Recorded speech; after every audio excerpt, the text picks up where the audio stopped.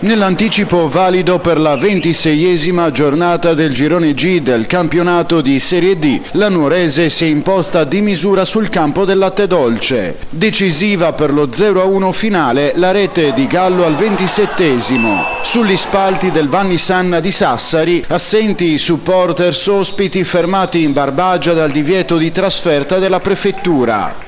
Subito al 7° minuto di gioco sono i barbaricini ad avere l'occasione. Curcio spara verso la porta sassarese, ma Garauli dice no con un grande intervento. Molino tenta il colpo dalla lunga, ma la palla finisce abbondantemente fuori bersaglio. Al 28esimo, su una respinta laterale di Garau, Gallo si avventa sul pallone come un falco e realizza la rete del vantaggio ospite per lo 0-1. Al 35esimo Del Rio impegna Frasca su punizione. Prova ad imitarlo Molino, ma la conclusione gira di poco al lato dell'incrocio dei pali alla destra del numero 1 biancoceleste. Ammonito Peana al 42esimo e punizione dal limite per i padroni di casa. Batte Mereu ma para Frasca.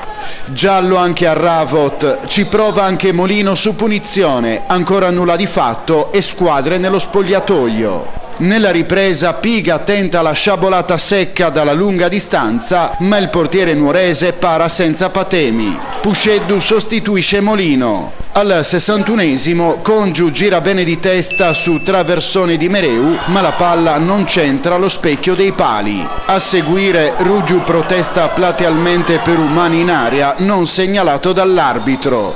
Ammonito Piga, Cocco sostituisce Ruggiu.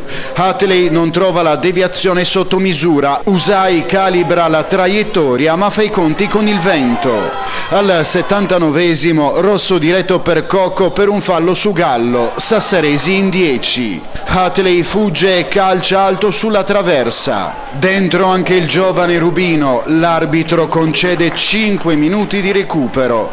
Al 91esimo Usai trova il gran colpo, ma trova anche Frasca ad alzare sulla traversa. Garau salva bene in uscita, triplice fischio finale e la Nuorese festeggia i 3 punti.